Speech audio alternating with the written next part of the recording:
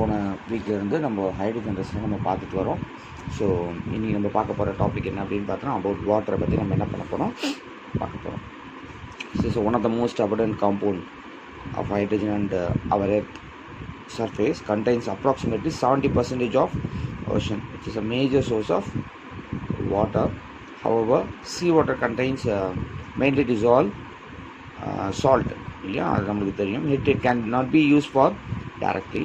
So water is essential for all living things and our body contains our 65% of water. So இதெல்லாமே வந்து நம்ம lower rings வந்து நம்ம இதை பற்றி நம்ம டீட்டெயிலாக நம்ம என்ன பண்ணியிருப்போம் அப்படின்னு பார்த்தோன்னா பார்த்துருப்போம். இப்போ நம்ம பார்க்குறது இந்த வாட்டருடைய ஃபிசிக்கல் ப்ராப்பர்ட்டி. ஸோ இதுவும் நம்ம பார்த்துருப்போம். இட்ஸ் கலர்லெஸ் வாலடைல் ஆகக்கூடிய லிக்விட். அந்த இதோடைய பெக்யூலியர் ப்ராப்பர்ட்டி என்ன அப்படின்னு பார்த்தோன்னா condensed phase are due to the presence of intermolecular hydrogen bonding between water molecules. The next one is hydrogen bonding is responsible for the high melting and boiling points of water. Some of the physical parameters நம்மளுக்கு என்ன கொடுத்துருப்பாங்க அப்படின்னு பார்த்தோன்னா about water and heavy வாட்டரோடைய parameters என்ன அப்படிங்கிற நம்மளுக்கு distinguish பண்ணி கொடுத்துருப்பாங்க. And deuterium oxide and tritium oxide, tritium oxides and water. So என்ன அளவுக்கு வேரியேஷன்ஸ் இருக்கும் அப்படிங்கிறது நம்மளுக்கு இங்கே க்ளீனாக கொடுத்துருப்பாங்க. ரைட். இப்போ நம்ம அடுத்து நம்ம பார்க்க போகிறது அப்படிங்கிறது என்ன அப்படின்னு பார்த்தா இதோடைய கெமிக்கல் ப்ராப்பர்ட்டிஸ். இதுதான் ரொம்ப ரொம்ப important chemical properties. First one, when it is treated with metal it will form the alkalis. ஓகேவா, ஒரு மெட்டலோட வாட்டர் சேரும்போது இட் வில் ஃபார்ம் அல்கலி. இது சோடியம்ங்கிற மெட்டலோட வாட்டர் சேரும்போது it will form sodium hydroxide அப்படின்னு alkalis. If they treated with metal definitely hydrogen will be evolved. அது ரொம்ப இம்பார்ட்டன்ட். இது நம்ம 10th நம்ம பார்த்துருக்கோம். அதே மாதிரி இது ஃபஸ்ட்டில் இருக்கிறது ஒரு வைஸ் அல்கலி மெட்டல்ஸ் அப்படின்னு நம்ம பார்த்தோம் அப்படின்னா, ரெண்டாவது இருக்கிறது அப்படிங்கிறது குரூப் 2 அப்படின்னு சொல்லக்கூடியதில் நம்ம சேர்த்தோம் அப்படின்னா அங்கேயும் நம்மளுக்கு வந்து என்ன கிடைக்கும் அப்படின்னு பார்த்தா ஒரு அல்கலி காம்பவுண்ட் தான் கிடைக்கும், பட் லெஸ் சால்பிளாக கிடைக்கும். ஓகே, குரூப் ஃபஸ்ட் ஒன்றுக்கும் குரூப் 2க்கும் அல்கலி மெட்டல்ஸ்க்கும் குரூப் 2 இருக்க மெட்டல்ஸ் கூட சேரும்போது எக்ஸப்ட் பெர்லியத்தோடு சேரும்போது நம்மளுக்கு இது என்ன கிடைக்குது அப்படின்னு பார்த்தோன்னா அதுவும் பேஸ் தான், பட் லெஸ் சால்பிள் அப்படிங்கிறது ரொம்ப ரொம்ப இம்பார்ட்டன்ட். அடுத்ததாக இது ஒரு ஃபெரஸ் அப்படிங்கிறதோட நம்மளுக்கு சேரும்போது that is hot stream of வாட்டரோட ஃபெரஸ் அப்படிங்கிறது டிரான்சிஷன் மெட்டல்ஸோடு நம்மளுக்கு சேரும்போது ஃபெரிக் ஆக்சைடு அப்படிங்கிறது அயன் ஆக்சைட்ஸ் அப்படின்னு நம்மளுக்கு கிடைக்கும். இந்த 3 விஷயத்துலையும் நம்ம பார்த்தோம்னா ஹைட்ரஜன் இவால்வ் ஆகுறது அப்படிங்கிறது நமக்கு க்ளீனாக தெரியும். ஓகேங்களா. So lead and copper decompose water only at white heat. இது 1 மார்க்கில் கேட்கலாம். Okay. And silver, gold, mercury and platinum do not have any effect on water in the elemental form. The non-metals such as carbon, sulfur and phosphorus normally do not react with water. இந்த ஞாபகம் வச்சுக்கோ, carbon, sulphur, phosphorus இது 3மே நம்மளுக்கு வாட்டரோட react ஆகாது. ரைட்டா. So இது கொஞ்சம் நம்ம நல்லா ஞாபகம் வச்சுக்கலாம். அடுத்தது, on the other hand, if it is treated with halogens, ஓகேவா, it will form acids. ஓகேவா, ஹாலஜன்ஸோடு சேரும்போது it will form acid and hypochlorous acid அப்படிங்கிறது நம்மளுக்கு கூட கிடைக்கும். அதே மாதிரி வந்து பார்த்தோன்னா ஃப்ளூரினோட ரியாக்ட் ஆகும்போது it will form hydrofluoric acid with evolution of oxygen. Similarly, it is treated with carbon dioxide. ஓகேவா, அங்கே நம்மளுக்கு சேரும்போது நம்மளுக்கு கிடைக்கிறது அப்படிங்கிறது ஒரு alkaline solutions water to give the acidic or alkaline. இது நம்ம எப்படின்னா எடுத்துக்கலாம். ஏன்னா OH அப்படின்னு நம்ம வரும்பொழுது பைகார்பனேட் வரும்போது ஆசிடு, OH அப்படின்னு வரும்போது நம்ம base. So acid and alkalis அப்படிங்கிறது நம்மளுக்கு என்ன ஆகும் அப்படின்னு பார்த்தோன்னா கிடைக்கும். if it is treated with compounds like carbon, CO3யோட கார்பனேட்டோட நம்மளுக்கு சேரும்போது. இந்த கொஸ்டின் இம்பார்ட்டன்ட். என்ன அப்படின்னு பார்த்தோன்னா water is an amphoteric oxide. ஏன் அப்படின்னு ஒரு கேள்வி கேட்பாங்க. Because it can ability to accept as well as donate protons. பார்த்திங்கன்னா அமோனியாவோட வாட்டர் சேரும்போது it will form ammonium with base. அதே மாதிரி ஹைட்ரோக்ளோரிக் ஆசிடோடு சேரும்போது it will form hydronium ion with chlorine. அப்போ என்ன ஆகும் அப்படின்னு பார்த்தீங்கன்னா இந்த இடத்துல எலக்ட்ரான்ஸை இது கொடுக்குது, அதனால NH3 இருக்குது, NH4 மாறுது. இங்கே என்ன பண்ணுது அப்படின்னு பார்த்தோன்னா இந்த எலக்ட்ரானை கெயின் பண்ணுது வாட்டர். இங்கே கொடுக்குது மேலே அமோனியாவோட சேரும்போது, ஆனால் அதே வந்து HClோடு சேரும்போது எலக்ட்ரானை கெயின் பண்ணுது. H2 இருக்குது, H3O நம்மளுக்கு என்ன ஆகுது அப்படின்னு பார்த்தோன்னா. ஸோ இதெல்லாம் கொஞ்சம் இம்பார்ட்டன்ட். இது கொஞ்சம் நல்லா பார்த்துக்கணும். ஒரு எக்ஸாம்பிளாக இதை நம்ம கேட்கும்போது you can easily explain it. And water is dissolving ionic compounds. இது வாட்டர் நம்ம வந்து ஒரு அயனிக் காம்பவுண்ட்ஸில் கொடுத்தோம் அப்படின்னா நம்மளுக்கு ஹைட்ரோலிசிஸ் நடக்கும். ஃபார் எக்ஸாம்பிள் சிலிக்கா டெட்ராக்ளோரைடில் கொடுத்தோம் அப்படின்னா சிலிக்கா டயாக்சைடாக நம்மளுக்கு மாறும். 2 பாஸ்பரஸ் பென்டாக்சைடு கொடுக்கும்போது பாஸ்பரஸ் ஆசிட்ஸாக நம்மளுக்கு என்ன ஆகும் அப்படின்னு பார்த்தோன்னா கிடைக்கும். அதே மாதிரி மெனி கிறிஸ்டலைன் ஃபார்ம்லேயும் நம்மளுக்கு சால்ட் அப்படிங்கிறது நம்மளுக்கு கிடைக்கும். எக்ஸாம்பிள் நம்ம எடுத்துட்டோம் அப்படின்னு பார்த்தோன்னா பார்த்தோன்னா ஆறு இருக்கனால எக்ஸா, அக்வா, குரோமியம், ஃப்ரீ குளோரைட். இந்த காம்பவுண்ட் எப்படி நேம் நம்ம பண்ணுறது, அதேமாதிரி பேரியம் குளோரைட் வித் வாட்டர். இது வாட்டர் மாலிகுலும் அப்படிங்கிறது இன்டர்ஸ்டெல்லர் பொசிஷன் நம்மளுக்கு இருக்குது, இன்டர்ஸ்டெல் பொசிஷன்.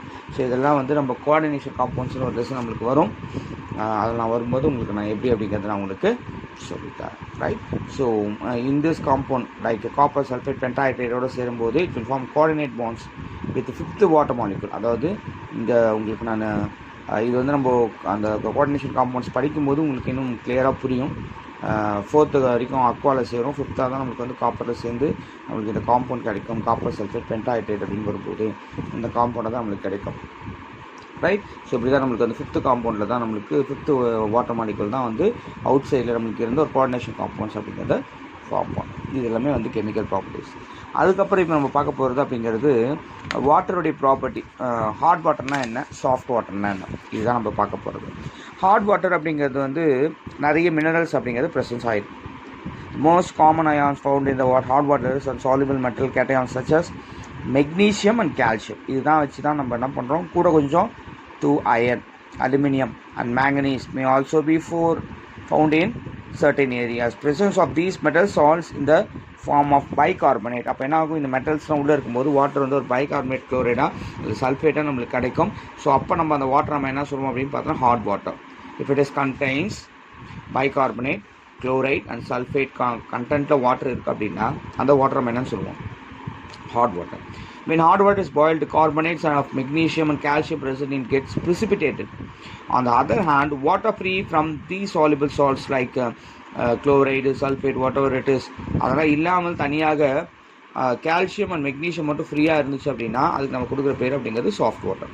ஹாட் வாட்டர் அப்படிங்கும்போது குளோரைட்லேயோ இல்லை சல்ஃபேட்லேயோ இல்லை பைகார்பனேட்லேயோ சால்யூபிள் ஆகிற மாதிரி இருந்துச்சு அப்படின்னா, ப்ரிசிபிடேட்டாக நிற்கிற மாதிரி இருந்ததுன்னா அது ஹாட் வாட்டர். வாட்டர் வந்து இந்த சால்யூபிள் சால்ட்டை சொல்லக்கூடிய கால்சியம் அண்ட் மெக்னீஷியம் இல்லாமல் ஃப்ரீயாக இருந்துச்சுன்னா நம்ம சொல்கிற பேர் அப்படிங்கிறது சாஃப்ட் வாட்டர். இந்த ஹார்ட்னஸ் ஆஃப் வாட்டர் அப்படிங்கிறது நம்ம ரெண்டாக எடுத்துக்கலாம். ஒன்று டெம்பரரி ஹார்ட்னஸ், இன்னொன்று பெர்மனன்ட் ஹார்ட்னஸ். இதை வச்சு தான் நம்ம வந்து அந்த ரெண்டு விஷயங்களையும் நம்ம வாட்டர் அப்படிங்கிறது ஏன் டெம்பரரி ஹார்ட்னஸ்னால் என்ன, பெர்மனன்ட் ஹார்ட்னஸ்னால் என்ன, அதுதான் டாபிக். ஸோ டெம்பரரி ஹார்ட்னஸ் அப்படிங்கிறது என்ன அப்படின்னு பார்த்தோன்னா இந்த soluble of bicarbonates, magnesium and calcium இருந்தால் தான் அது நம்ம என்னன்னு சொல்லுவோம் டெம்பரரி ஹார்ட்னஸ். இதை நம்ம ரிமூவ் பண்ணுறதுக்கு என்ன டெக்னிக் நம்ம யூஸ் பண்ணுறோம் அப்படின்னு பார்த்தோன்னா ஃபில்ட்ரேஷன், பாயில் பண்ணி ஃபில்டர் பண்ணுறது. Upon boiling what will happen, these salts decomposes into insoluble carbonates. அந்த உள்ளே இருக்கக்கூடிய பைகார்பனேட்ஸோ இல்லை மெக்னீஷியமோ குளோரைடோ இன்சால்யூபிள் கார்பனேட்ஸ் நம்மளுக்கு என்ன ஆகும் அப்படின்னு பார்த்தோன்னா மாறி ப்ரிசிபிடேட் ஆகும். ஸோ மெக்னீஷியம் கார்பனேட் அப்படிங்கிறது நம்மளுக்கு கிடைக்கும். அதை நம்ம இன்னும் ஃபர்தராக வாட்டரில் கொடுத்து ஹைட்ரோலிசிஸ் பண்ணும்போது இன்சால்யூபிள் மெக்னீஷியம் ஹைட்ராக்சைஸாக நம்மளுக்கு மாறும். ஃபார் எக்ஸாம்பிள் இங்கே காணிங்களேன், கால்சியம் பைகார்பனேட்டை நம்ம வந்து இந்த ஃபில்ட்ரேஷன் டைப்பில் நம்ம பண்ணும்போது calcium carbonate, water and carbon di oxide கிடைக்கும்.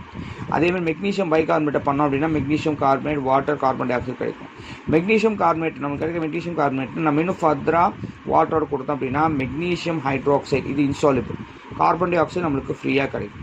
அப்போ நம்மளுக்கு என்ன ஆகும் அப்படின்னு பார்த்தோம்னா the resulting precipitate can be removed by filtration. இதை நம்ம கிடைக்கிற இந்த மெக்னீஷியம் ஹைட்ராக்சைடு நம்ம ஃபர்தராக என்ன பண்ணுவோம், ஃபில்ட்ரேஷன் பண்ணுவோம். இதுக்கு இன்னொரு மெத்தடும் இருக்குது. அந்த மெத்தட் பேர் கிளார்க்ஸ் மெத்தட். இங்கே என்ன பண்ணோம் அப்படின்னு பார்த்தோன்னா கூட கொஞ்சம் லைம் ஆட் பண்ணுவோம். அந்த ஹாட் வாட்டரோட கொஞ்சம் கூட லைம் கொஞ்சம் ஆட் பண்ணுவோம். அந்த லைமில் வந்து மெக்னீஷியம், கால்சியம் அப்படிங்கிறது இருக்கும்.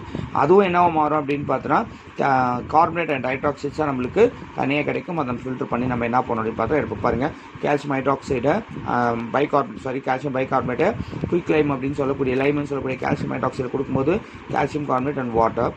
அப்புறம் நம்ம வந்து மெக்னீஷியம் பைகார்பனேட் கொடுக்கும்போது நமக்கு கிடைக்கிறது ப்ளஸ் கால்சியம் ஹைட்ராக்சைடு சொல்லக்கூடிய லைமோடு கொடுக்கும்போது calcium carbonate, magnesium hydroxide and வாட்டராக நம்மளுக்கு கிடைக்கும். இப்படி தான் நம்ம என்ன பண்ணோம் அப்படின்னு பார்த்தோன்னா ஹார்ட்னஸ், அதாவது டெம்பரரி ஹார்ட்னஸை நம்ம ரிமூவ் பண்ணுறோம்.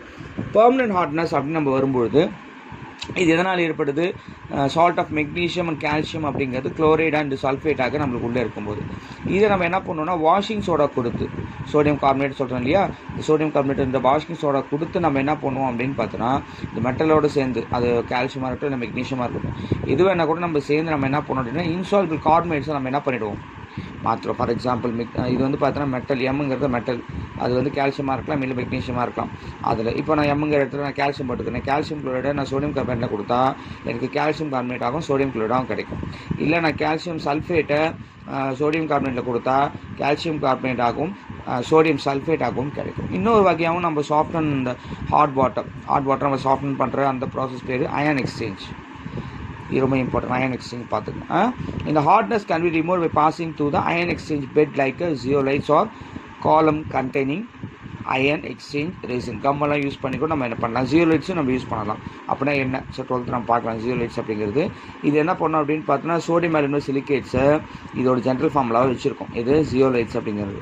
அப்போ என்ன ஆகுனா அந்த ஜியோலைட்ஸோடைய போர ஸ்ட்ரக்சர், சின்ன சின்ன ஹோல்ஸ் இருக்க ஸ்ட்ரக்சர் என்ன பண்ணோம் அப்படின்னா ஒரு மோனோமெண்ட் சொல்யூஷனோட இருக்கிறதுனால இது லூஸ்லி ஹெல்டடாக இருக்கக்கூடிய அந்த எலக்ட்ரான்ஸ் என்ன பண்ணும் அப்படின்னு பார்த்தோன்னா, அயான்ஸ் என்ன பண்ணோம் அப்படின்னு பார்த்தோன்னா எக்ஸ்சேஞ்ச் பண்ணும் வாட்டரில். அப்போ எக்ஸ்சேஞ்ச் பண்ணும்போது நம்மளுக்கு கிடைக்கதான் அந்த சோடியம் உள்ளே இருக்கிறது, சோடியம் எக்ஸ்சேஞ்சபிள் கேட்டைனா நம்மளுக்கு என்ன ஆகும், மாறும். வேறு சோடியம் வித் இசட், ஓகே, ஜியோலைட்ஸாக இருக்கிறது நம்மளுக்கு என்ன ஆகுதுன்னு பார்த்தீங்கன்னா சோடியம் அப்படிங்கிறது இன்னொரு மெட்டலோடு சேர்ந்து அந்த மெட்டாலிக் ஜியோலைட்ஸாக நம்மளுக்கு மாறும். என்ன ஆகுது அப்படின்னு பார்த்தோன்னா just like what we say இன்டர்சேஞ்சாக நம்மளுக்கு ஏற்படும் ஒரு எக்ஸ்சேஞ்சபிளாக. அதுக்கப்புறம் வெளியே எக்ஸாஸ்டட் ஆகிறதுல வச்சு நம்ம ரீஜென்ரேட் பண்ணுறோம். இதில் சோடியம் குளோரைடில் உப்பு கலந்த நீரில் நம்ம கலந்து கொடுத்தோம் அப்படின்னா நம்மளுக்கு என்ன ஆகும் அப்படின்னு பார்த்தோன்னா அந்த metal with sodium chloride it will form Na2Z plus metal குளோரைட்ஸாக நம்மளுக்கு என்ன ஆகும் அப்படின்னு பார்த்தோன்னா மாறும். ஸோ இதுதான் நம்மளுக்கு வந்து இங்கே ரெப்ரசன்ட் பண்ணியிருப்பாங்க. அந்த டயக்ராம் இப்போ நான் சொன்னேன் இல்லையா, அந்த டயக்ராமை நம்மளுக்கு என்ன பண்ணியிருப்பாங்கன்னா இது நான் உங்களுக்கு ஷார்ட் எடுத்து அனுப்புகிறேன், இது நீங்கள் பாருங்கள். ஸோ இது நம்மளுக்கு என்ன அப்படின்னு பார்த்தோன்னா சோடியம் குளோரைட்டை கொடுக்கும்போது த ஹார்ட்னஸ் ஆஃப் வாட்டர் அப்படிங்கிறது சாஃப்டனாக நம்மளுக்கு மாறும். ஸோ இன்றைக்கி கிளாஸில் பார்த்தீங்க அப்படின்னா இந்த 2 விஷயங்கள். ஸோ நெக்ஸ்ட்டு நம்ம ஒரே ஒரு விஷயத்தை மட்டும் நம்ம பார்த்து இது நம்ம வந்து க்ளோஸ் பண்ணலாம். ஃபஸ்ட்டு என்ன அப்படின்னு பார்த்தோன்னா ஹெவி வாட்டர். நெக்ஸ்ட் கிளாஸில் hydrogen peroxides and structure of hydrogen hydrides பற்றி நம்ம பார்த்தோம் அப்படின்னா நெக்ஸ்ட் கிளாஸ் போவோம். ஸோ ஹெவி வாட்டருடைய ஃபார்முலா வந்து D2O, oxides of heavy hydrogen. So part of heavy water is present in 500 parts of ordinary water. இவ்வளோ அளவு தான் நம்மளுக்கு heavy water அப்படிங்கிறது ப்ரெசன்ஸாக இருக்குது. 500 parts ஒன்று தான் இருக்கும். இது நம்மளுக்கு எப்போ கிடைக்கும் அப்படின்னு பார்த்தோன்னா வாட்டரை எலக்ட்ராலிசிஸ் பண்ணும்போது தான் நம்மளுக்கு வந்து இந்த D2O கிடைக்கும். But does not undergo electrolysis easily like water under electrolysis போகிற மாதிரி D2O நம்மளுக்கு கிடைக்காது. இது ப்ராப்பர்ட்டிஸ் எடுத்துகிட்டு it is a colourless, orderless and tasteless liquid. However, it is marked difference between physical properties of water and heavy water as shown in the table already. உங்களுக்கு நான் அந்த ஒரு டேபிள் நான் இருக்குது அப்படின்னு நான் என்ன பண்ணேன் சொன்னேன். Right, what are the chemical properties when compounds like hydrogen are treated with deuterium oxide and the hydrogen undergoes at an exchange for deuterium. நல்லா பார்த்துங்க, ஒரு சோடியம் ஹைட்ராக்சைடை deuterium ஆக்சைடில் கொடுத்தோம் அப்படின்னா சோடியம் ஆக்சைடு டிட்ரேட்டாக நம்மளுக்கு மாறும், ஒரு ஹைட்ரஜன் ஆக்சிஜன் டிட்ரேட்டாக நம்மளுக்கு கன்வெர்ட் ஆகும். அதாவது இங்கே இருக்க D போய் Hஆ நம்மளுக்கு வரும். கிளியராக புரியுதா?